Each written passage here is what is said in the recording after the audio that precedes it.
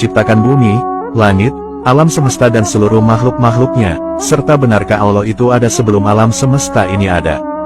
Dikisahkan, dahulu sebelum adanya alam semesta ini, zaman itu dinamakan zaman azali.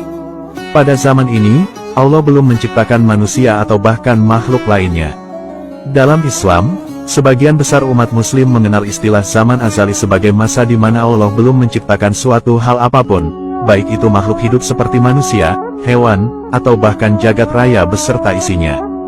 Jadi secara ringkas, zaman azali merupakan masa ketika alam semesta dan seluruh isinya belum ada.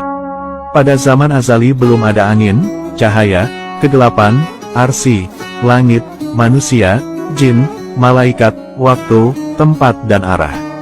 Maka hal ini berarti, bahwa Allah itu ada sebelum terciptanya tempat dan arah. Maka, Allah tidak membutuhkan kepada keduanya dan ia tidak berubah dari semula, yakni tetap ada tanpa tempat dan arah. Hal ini dikarenakan bahwa berubah adalah ciri dari sesuatu yang baru diciptakan atau makhluk. Allah itu sang kholik atau pencipta. Jika Allah itu diciptakan, maka beliau adalah makhluk dan bukan Tuhan. Maka dari itu, Allah itu adalah sang pencipta, dan bukan diciptakan. Allah subhanahu wa ta'ala itu ada dengan sendirinya, dan tidak ada yang mengadakan atau menciptakannya. Allah subhanahu wa ta'ala menciptakan alam semesta ini karena kehendak sendiri, berdiri sendiri, dan tanpa minta pertolongan siapapun. Oleh karena itu, Allah subhanahu wa ta'ala memiliki sifat wajib qiyamuhu binafsihi, yang artinya berdiri sendiri. Dahulu di zaman azali ini, Allah juga menetapkan segala ketentuan bagi manusia berupa kodo atau keputusan-keputusan Allah terhadap segala sesuatu. Penetapan kodo bagi manusia di zaman azali juga dijelaskan dalam hadis sahih yang artinya, Allah telah mencatat takdir setiap makhluk sebelum 50.000 tahun sebelum penciptaan langit dan bumi. Hadis riwayat Muslim. Dari hadis ini kita dapat menyimpulkan, bahwa Allah menetapkan kodo jauh sebelum manusia diciptakan, atau yang juga dikenal dengan zaman azali.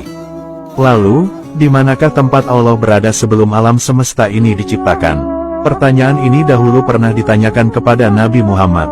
Dalam suatu hadits riwayat Imam Ahmad disebutkan, dari Waki bin Udus, dari pamannya yaitu Abu Razin ia berkata, aku berkata, wahai Rasulullah, di manakah Tuhan kita yang maha mulia sebelum menciptakan makhluknya?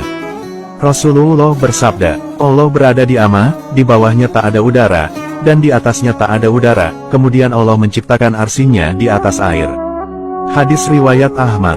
Jadi, jawabannya adalah Allah berada di ama. Tetapi, dari jawaban itu timbul pertanyaan lagi, apa ama itu? Imam Al-Hafiz Ali Al-Qori dalam kitab Mirqatul Mafatih menjelaskan, bahwa maksud kata ama, di atas adalah sesuatu yang tak bisa diterima oleh imajinasi dan tak bisa digapai oleh akal dan pemahaman. Nabi menunjukkan ketiadaan tempat dengan sesuatu yang tak bisa dimengerti dan diimajinasikan. Dan, juga menunjukkan ketiadaan sesuatu yang memuatnya atau udara yang melingkupinya. Istilah ini secara mutlak dimaksudkan pada suatu kekosongan murni yang merupakan istilah bagi ketiadaan jisim atau materi. Dengan ini dapat dipahami, bahwa Nabi Muhammad hendak menunjukkan bahwa Allah itu tidak bertempat dimanapun sebab saat itu yang ada hanyalah Allah sendiri. Rasulullah bersabda, Allah telah ada dan saat itu tidak ada apapun selain Allah. Hadis riwayat Bukhari. Keberadaan Allah yang sendiri tanpa apapun itu tak bisa dijangkau oleh akal kita sebab itu di luar pemahaman manusia. Manusia tak dapat membayangkan kesendirian total tanpa waktu dan tempat itu.